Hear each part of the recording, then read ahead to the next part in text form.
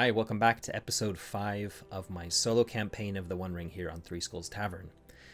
First of all, I just want to say thank you very much to everybody who left comments on the last episode. That was very helpful in kind of deciding what I was going to be doing here. I kind of had an idea already. We'll go into that a little bit more when we'll talk through the fellowship phase.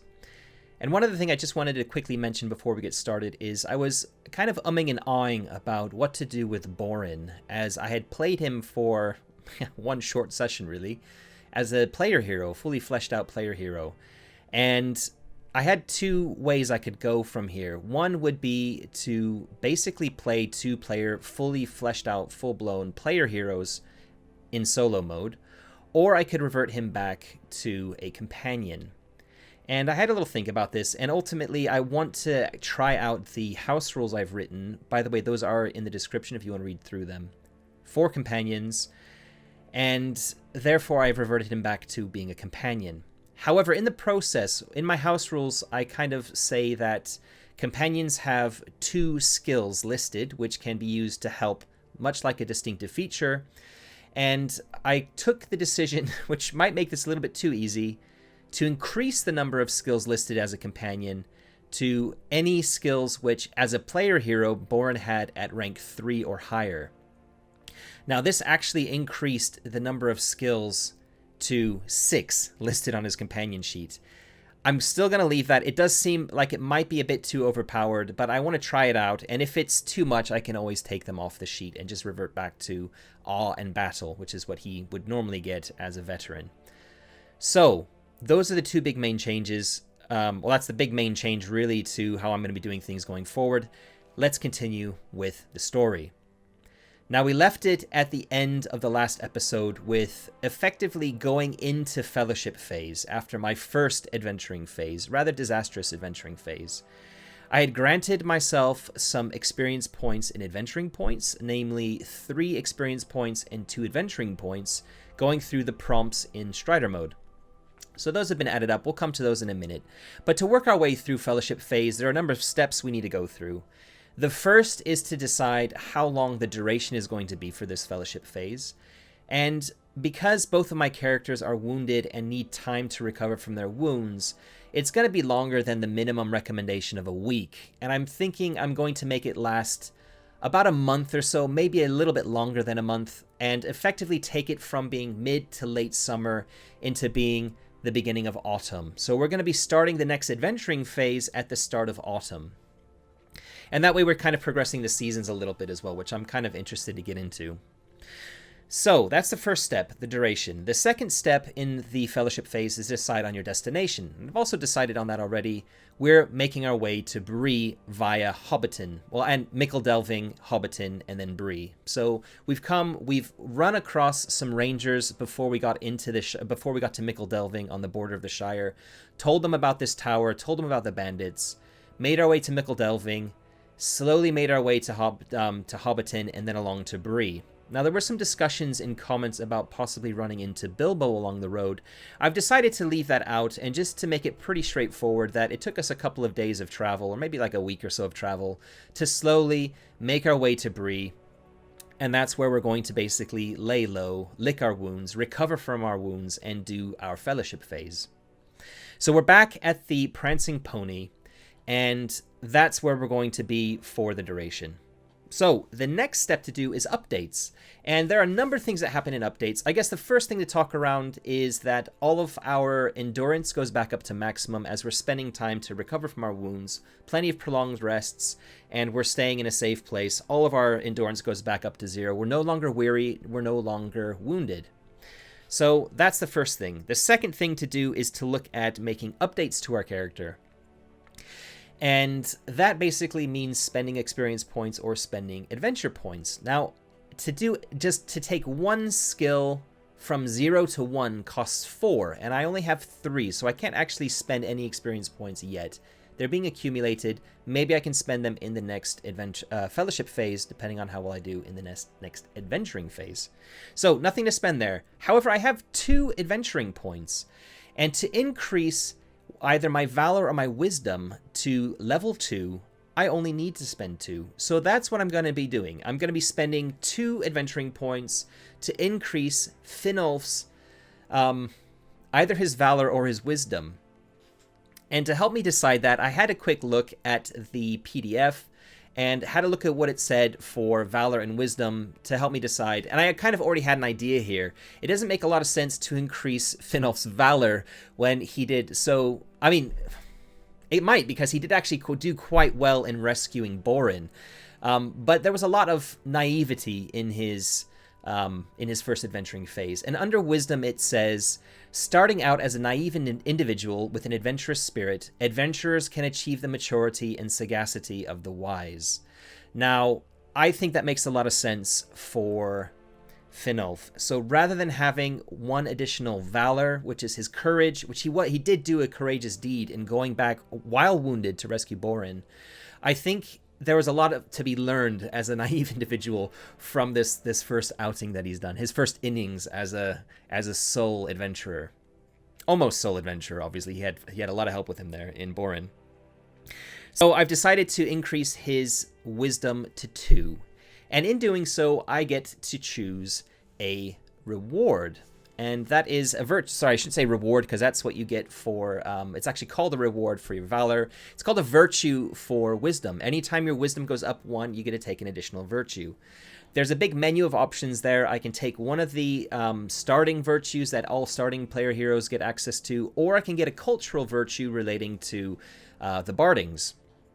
And I had a quick look at those in sort of prep for this episode and decided that I would be going for a cultural virtue, and specifically going for Cram. If you've read any of the Lord of the Rings books, you'll know that Cram... I think Cram might actually be in The Hobbit. Anyway, Cram is mentioned in either The Hobbit or The Lord of the Rings, possibly both, as being this biscuit-like cake. It's kind of... I see it as like really hard oat cakes that can keep good for indefinitely. Just imagine them as like these really, really hard biscuits that probably taste of nothing, but they will keep you going. And basically, Cram as a cultural virtue allows me to either reduce fatigue on a journey event, or I shouldn't say either or, it's both of these things. So I can reduce fatigue on a journey, and when we take a short rest, we can gain, everybody in the company can regain an extra amount of endurance equal to my wisdom rating. My wisdom rating obviously now being 2. So that can come in handy with reducing fatigue. And I think that's really important, because there was a lot of fatigue loss on that first journey, and it really didn't make things go very easy when we were getting weary almost from the get-go when we arrived at our adventuring phase. So I think this is going to be really useful. I also have a lot of gear on me, so like a shield shirt, a mail shirt, a sword, which means that my load is quite heavy to start with. So I'm finding that this is probably going to be quite useful. I think that it makes sense that Finolf is considering how knackered he was by the time they got to the adventuring phase, and thinking, you know what, I didn't bring any Cram with me, maybe I should look into this a bit more. And we'll say that in Bree, he's tracked down another Barding that traveled with him over the Misty Mountains, who's kind of lingered in Bree, and managed to get out of him the recipe for Cram so that he can make some himself. So Cram is now a thing that Finolf has access to. So that's the first update I wanted to do. I'm thinking that there's one of the general virtues is hardiness, which increases your maximum endurance by 2. I think that might be useful potentially as another upgrade in future if and when Finolf's wisdom goes up to 3. But we'll get to that when we come there. The second thing to do is to increase hope. And this increases during the fellowship phase by an amount equal to your heart rating. Now, if we jump over to Foundry, we can see that if I open up Finolf, let me just increase his wisdom. Sorry, do this quickly. His wisdom goes up to 2. And I need to add his Cram virtue. So Barding virtues. I've added all the virtues in here already. We'll drag it over. I think it goes in here. Oh, under virtues. So Barding's Cram is now there. It's got all the text behind it, so I can use that on my character sheet. Nice. Let's go down then to... So also obviously, fatigue has been zeroed off during the fellowship phase. I should mention that as well. Endurance is back up to maximum. Hope now increases by heart. My heart rating is 5. 8 plus 5 is 13. So I'm not actually up to my maximum hope. I'm up to 13. And I'm going to do the same for Borin. Borin, when he was my player hero, did use some hope. Now, his heart is only 2, but he only used 1 point of hope. So he's going to go back up to his maximum. Now, unless I'm using him as a player hero, I'm not really going to be touching his hope. This is just in case I do revert back to him as a player hero. I've got a starting point for him now. So, one other thing to talk about. In fact, I should have mentioned this at the beginning, and while I've got Borin's sheet up, there was some talk about the murder that he committed, or that he kind of slit this this bandit's throat and pushed him off the cliff. There was talk about treating that as a misdeed, treating it as murder, which would be 4 shadow points plus a scar. There was also talk about just treating it as a killing, potentially giving him 4 shadow points.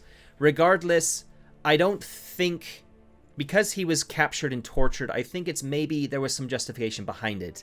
So in hindsight, I should have given him maybe 4 shadow points.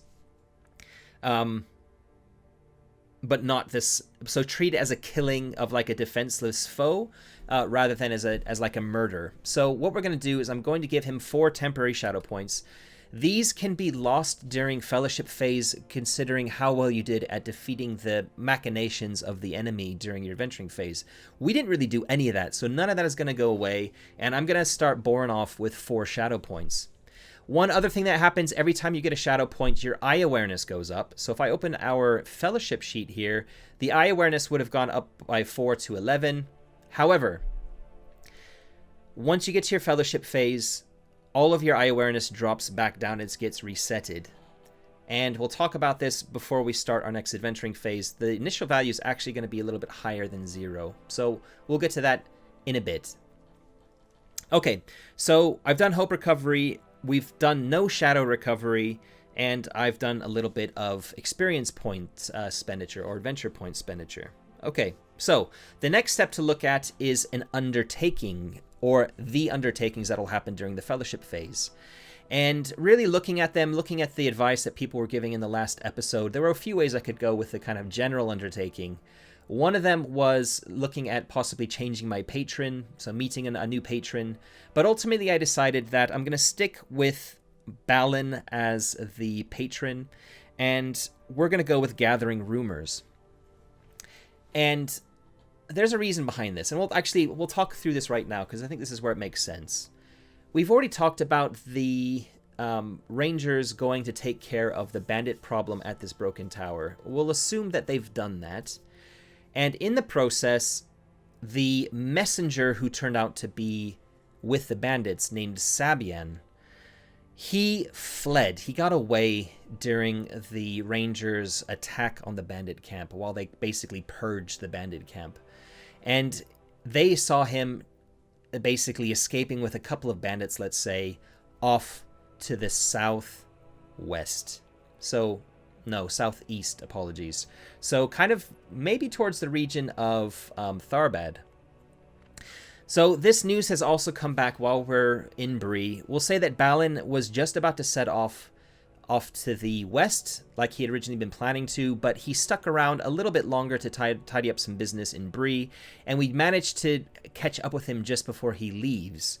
And he's there when news gets back of this escape of Sabian escaping off towards Tharbad.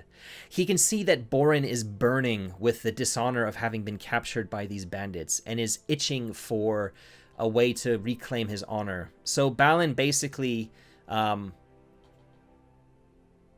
is like throwing Borin a bone, charges us to find out what we can about these Southrons. The Southron, that's this Sabian.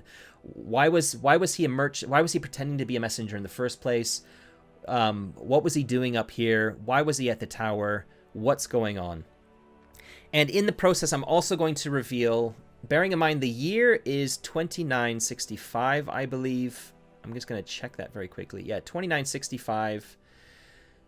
And I have, if we go over to Foundry, what I've done, I talked about this before, I put in all the dark designs from Ruins of the Lost Realm. There are 3 different story plots that are going along, and if I open these up, I've kind of named them by year. And if I go to the Black Numenorians, I'm going to open up the first one for 2965, and this is going to be the rumor that we've managed to gather. And I might need to tone this down. I've basically copied and pasted, try not to read these too much to try and keep things fresh for myself. But this is the rumor that comes up to Bree. It's about the Black Numenorians, and it's this. There have been some... Again, it's telling me from a GM's perspective what's happening.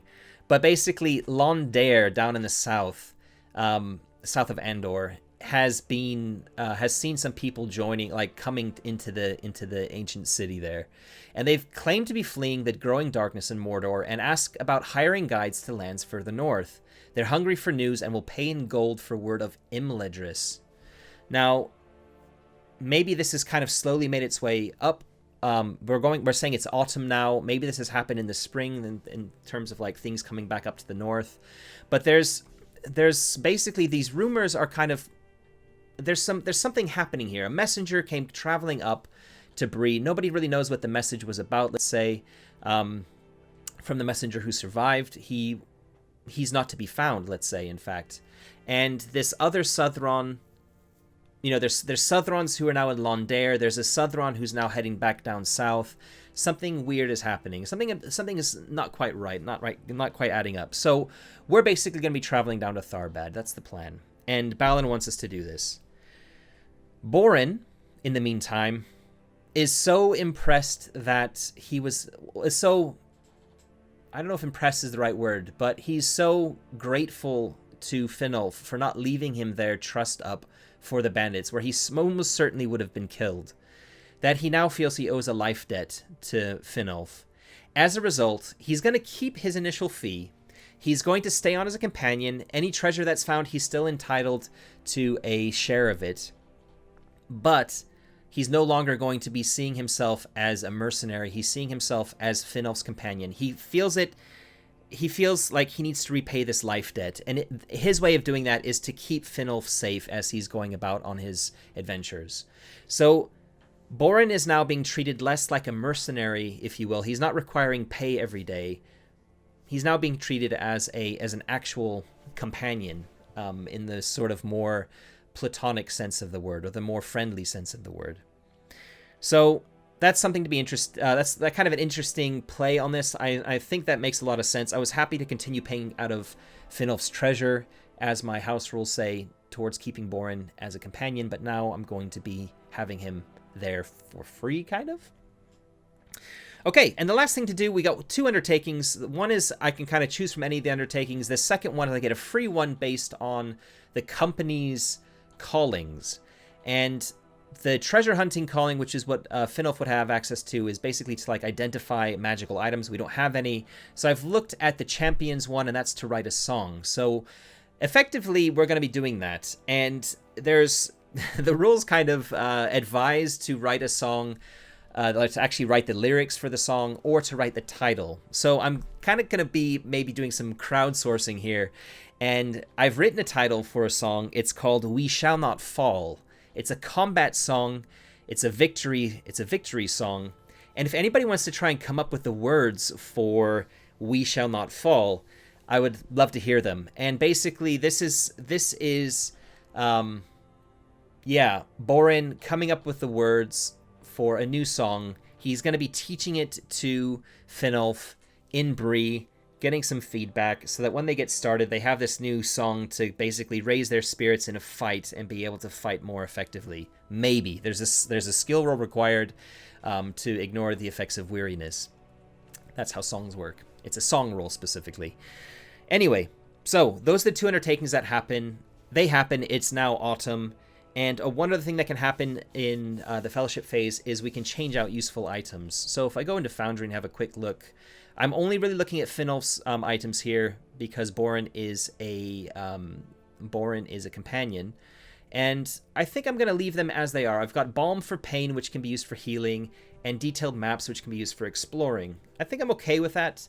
In fact, we didn't really use the healing bombs from memory when we were doing some of the healing before. We could have done that, but anyway. Yeah, and we've got the Dark Cloak for stealth. So those are all things to try and bear in mind. In fact, the detailed maps might come into play with some of the events that are coming up, maybe. Okay, so that out of the way, Fellowship phase is now done. We're ready to go. We're back up to full endurance. We're down to 0 fatigue, and we're ready to go to Tharbad. It's the start of autumn. So, also bearing in mind my house rolls, we're going for real-time travel rolls. So rather than rolling a travel roll at the end and taking the fatigue off then, we're going to roll it at the beginning. So this is the first step in the travel phase, if you will, of the adventuring phase. And to do this, over in Foundry, I'm going to open Finolf up. He's going to be rolling travel. So I'm going to click to see the skill. Now, because of Strider, the Strider distinctive feature, I get this as a favored roll, I believe. Let me just open that again. Inspired. No, I'm inspired on it. So I've got to spend hope here. I am going to spend a point of hope. I'm going to be inspired by it. I'm getting some support from a companion because Borin is actually, if I open up Borin's NPC sheet, which is down here, Borin is an NPC. Travel is one of the skills he has at level 3. So we're going to get support from a companion. Here's an extra dice. There's an extra die. And that's effectively all I'm going to do. It's not favored. I don't have travel as a favored roll, so I don't get that on it. But I do get 3 additional dice for it. So we'll see if I can reduce any fatigue here.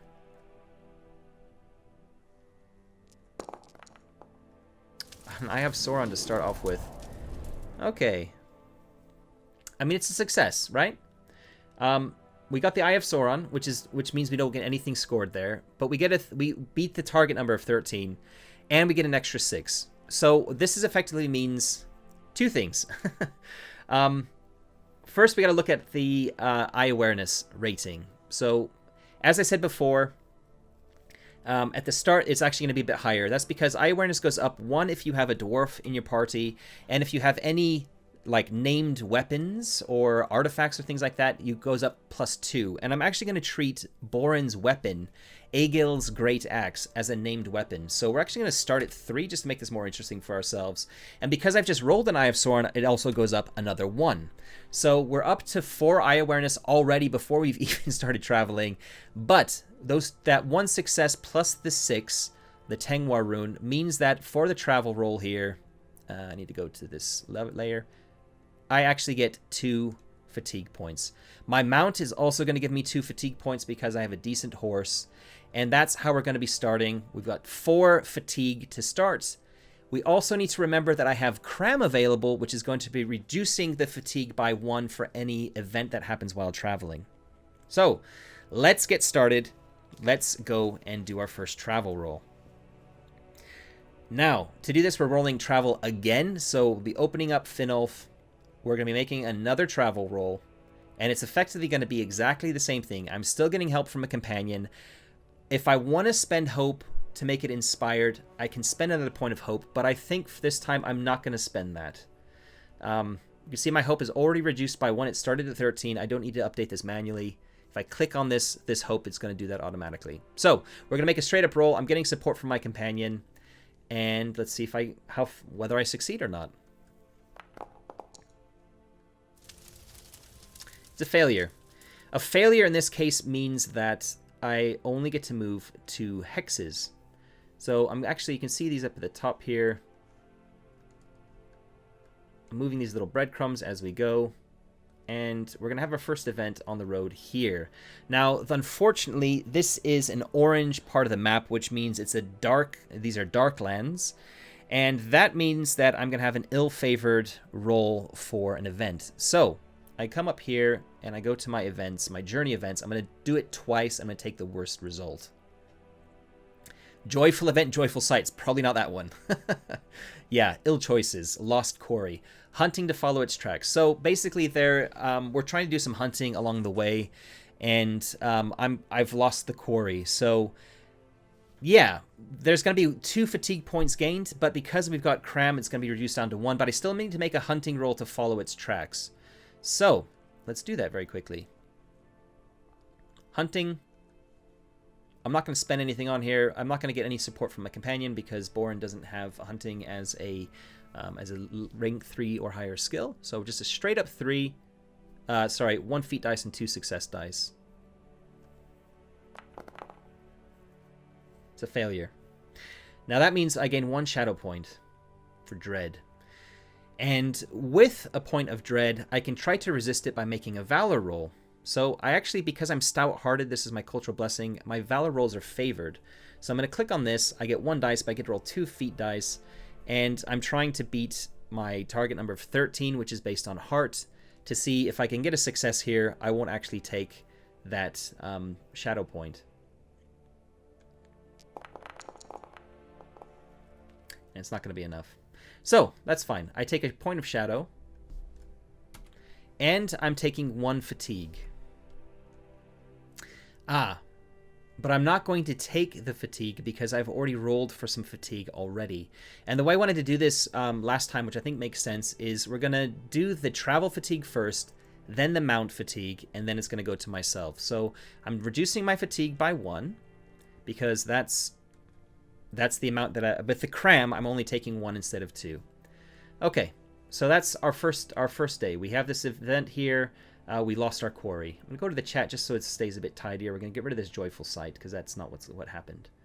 We're going to be traveling now for the next day. So, in fact, when it comes to traveling, if you have a horse or a mount and you're traveling on a road, you can travel 2 hexes in 1 day, unless you're force marching, in which you can go double the speed.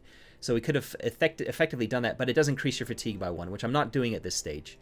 So we've taken the first day effectively to get here, trying to catch some food at the end. It didn't go very well. Next day, let's do this again. Travel again. I'm not going to modify this at all.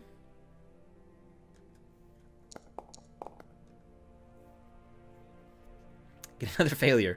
So we're moving another 2 along. Now we're still on this road. We're still in the orange zone, which means I'm still going to have to take 2 journey events and keep the worst. A mishap or despair. Despair is worse than mishap. It's a noteworthy encounter as well. So this is very interesting, actually. Okay, so servants of the enemy. We are near the Barrow Downs. Well, let's take a step back. Let's look at what a noteworthy encounter means. And to do that, we're going to go into the Strider mode rules, and that's where it kind of talks a little bit in terms of solo perspective what that means. Okay, actually, so noteworthy events are something that happen that are kind of described a bit more in the core rulebook, and yeah. Basically what it says for despair is the company has been so unlucky as to have been subjected to a terrible ordeal, an occurrence that is most likely connected to the slow rising of the shadow. Examples of such an experience include the company stumbled into a blighted area, discovered the grisly remains of other travelers murdered by orcs, felt the chilling presence of an evil spirit, witnessed the passage of some powerful servant of the enemy, and so on. So I think the way to do this, and also one thing I forgot on that last skill roll is if you're on a road, when you roll for your skill for your event, you get a +1 to your die. So I should have actually been rolling an additional die for that hunting roll. That's fine. I'm happy to take the shadow and just like not retcon that at all or roll the dice to see how that goes. But I will be doing that here. So this noteworthy encounter, there's a couple of ways we could do this. And I think the way to do it is to maybe consult the lore table. So I'm going to ask the lore table a question. Or I'm actually going to be kind of searching the lore table for some sort of aspect. And when I click this in Foundry, I get mysterious. So there's something mysterious about these this servants of the enemy. And because we're near the Barrow Downs, I think it makes a lot of sense that it's kind of getting close to night and the Barrow Wights are out. So the skill roll here is going to be whether we can sneak past them. Because they're going to be near their barrow, maybe, where they kind of are there. Or maybe it can do something like... I'm just trying to think about this a little bit. And Hearten could make sense, but that's a little bit more of a social thing that doesn't make sense in solo play so much. I think stealth makes a lot of sense in trying to get past them without being spotted. Otherwise, we're going to be pursued for a little bit, and that's why we'll get these 2 shadow points of dread. So, let's roll stealth. I get an additional point for this because we're going to put here because we're on the road. I don't get any support from Boran. He's not good at stealth. And I'm not going to use Inspired or the Hope bonus die here. So like, I'm actually rolling quite a lot of dice for this. Well, it's not going to be taking the Eye of Sauron there. And I got a great success, which is nice. So we can say that that great success is going to cancel out. So it didn't fail. We're not gaining 2 points of shadow. And I got to think about what to do with that additional 6. I do gain 2 fatigue points, but because of the cram, that reduces again down to 1. So we're going to go down here. We're going to reduce. Now all of my travel points are gone. So that's all used up now. And I need to think about how to use that additional success. And to do that, I'm going to look at the Strider mode rules again, because it does have some suggestions on how to use these additional 6s. And we'll see if we can find something in there to use specifically for this this travel. And on the special success table, it says I can gain insight, I can go quietly, make haste, widen influence, build advantage, or cancel a failure. Yeah. I think build advantage. Carry forward your success to improve your position or confidence for a related task. Gain 1 on your next skill roll. So let's add 1 to my next travel die roll to see how far we go. So, next travel roll to get to Tharbad. I get a +1 on this because of the success carrying forward. And I get support from my companion because it's travel, and I'm not going to spend any hope. So we'll see how well we do here. That's a bit more like it. It's a success. And on a success with no 6s rolled, that means we get to travel 3 hexes. So we actually come down here, 1, 2, 3. And we're now out of the Darklands and into the Wildlands. That means we make a straight up event roll, so to speak. And there's no ill fortune. It's not ill-favored or favored. We just roll 1 and take it.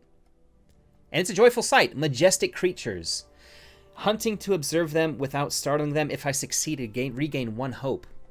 Nice. So, let's see. The majestic creatures. What makes sense where we are here? We'll say there's a herd of deer maybe, and there's a majestic stag there. That's yeah. I don't want to go with the kind of the trope of the white stag, but it's just majestic. It looks bigger than normal. It's definitely the biggest thing I've ever seen, and they're kind of like, this is kind of hilly terrain, and maybe they're at the base of a hill, and when we spot them in the distance, and they kind of spot us, they go over the hill to get away from us, and the stag kind of stands watching us from the top of the hill, and we'll see if we can get closer to them to observe them a bit more. So hunting, I don't know if I'm going to spend a point of hope on this. We're on the road, though, so I get 1 anyway for this. I think it doesn't make sense to spend the hope. I will regain it if I win this. If I don't, nothing happens, so it doesn't make sense to use it. So I'm just going to make a straight-up roll. Oh, was that a 10? It's almost on 10, but it's a 2, unfortunately. So failure. That's fine. There's no fatigue points gained, so that's nice. And we continue on our way. Okay, we're now getting closer to Tharbad, so hopefully we should be able to get there within 2 more travel rolls. And we'll see. Maybe we won't have any fatigue gone. I'm probably going to stop this episode when we get to Tharbad and start the next episode basically in Tharbad, because this is going on for quite a long time. This is a nice way to kind of tidy up the Fellowship phase, start the next adventuring phase with journeying having been finished, and to see how much fatigue we're left with. So anyway, travel. I don't get a +1 while I'm on the road. That just means I get to travel. No.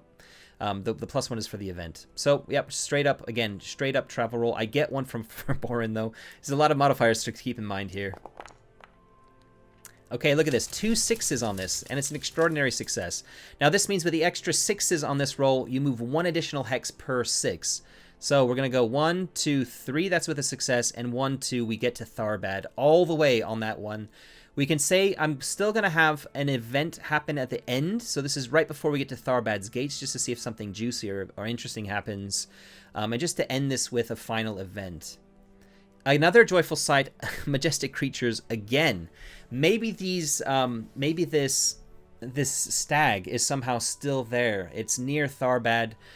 We spot it again, and I still want to, we didn't manage to get a sight of it before, so we're gonna try and get closer and get another sight of this stag. I'm still not gonna spend the hope because I'm trying to regain this really. So it's a hunting roll. It's not gonna be modified by it's modified +1 because we're on the road, and there's just hope that I can actually spot it this time. In fact, I'm gonna give myself an additional +1 because we've spotted them already. And I've got an idea of like what happened last time that I wasn't able to sneak up on them before. So, and because we had the extraordinary success, I'm kind of just say that things are going a bit more in my favor here. I'm going to give myself a +1. Why not? See if I can get some hope back.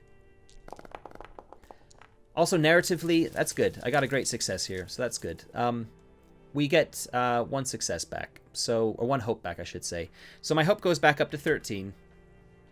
And there's no folk fatigue gained. So really, this journey took us, we're going to count how many days it took in a minute, but really we left it with 1 fatigue left on the mound and no fatigue gained for us as a group. Okay, so let's calculate how many days this took, and we're going to update our journey event thing. This is the journey log, which is a relatively new feature here in the Foundry module. Although we did use it in the last one. So there was no fatigue taken from either of us. And if we're calculating how many days we traveled, we're on a road, so every 2 hexes is effectively 1 day. We didn't do any forced marching. So it's 1, 2, 3, 4, 5, 6, 7, 8, 9, 10, 11, 12. So it took us 6 days to travel to Tharbad. So 6 days of travel. We had 4 events. I'm going to add these all in. 1, 2, 3, 4. And the last 2 we know is Joyful Sight in Wildland. This was also Joyful Sight in Wildland. And these were, we had Despair, and we had, what was the first one? Just to remind myself. Lost Quarry, Ill Choices. And these were in Darklands. So I'll update the results and everything later, but I just really wanted to put this in here that... yeah, that this is what happened. We've traveled from Bree to Tharbad. It took us 6 days. It's in the autumn of 2965. We haven't had any travel fatigue, which is amazing. And yeah, really, there was a little bit of, it was a little bit hairy at the beginning of our journey, but really by the time we got through the downs onto the Greenway into open country, it was just really, really easy going. And we get to Tharbad with no fatigue whatsoever after 6 days of travel. And that's where we're going to leave this episode. So in the start of the next episode, I'm going to be basically playing from us arriving in Tharbad. Remember that we're chasing after this Sabian character, this Southron, who came up and kind of either infiltrated or was always a part of the bandits at that broken tower. So there's a lot of interesting things to be going on. We're going to be trying to figure out what was happening. We're going to be interacting with what the situation is in Tharbad. Because neither Borin or I have been here before. We both came over the Misty Mountains, remember? So we're it's going to be interesting to engage with Tharbad as a location. I will be using Ruins of the Lost Realm as a source book for this as well. So a lot of the stuff that's in there will be used. And if you have any advice or suggestions or comments, please leave them in the comments for this video below. I read them all. I respond to them all.